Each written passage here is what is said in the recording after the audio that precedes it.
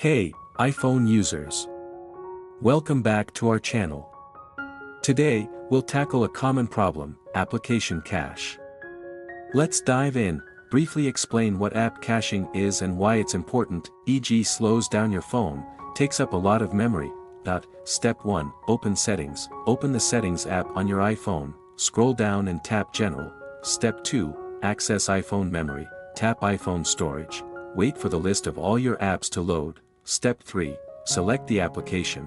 Find the app you want to clear its cache for, example, Instagram, Facebook. Swipe left on the app name. Step 4, offload or delete. Tap Offload app to remove the app but keep its data, ideal if you plan to use the app again. Alternatively, tap Delete app to permanently delete the app and its data. Recap the benefits of clearing app cache: free up space, speed up your iPhone. Encourage viewers to try it out and hit the subscribe button. Remember, keeping your iPhone clutter-free is essential for optimal performance.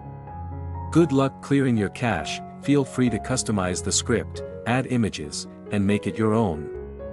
Thanks for watching and see you in the next videos.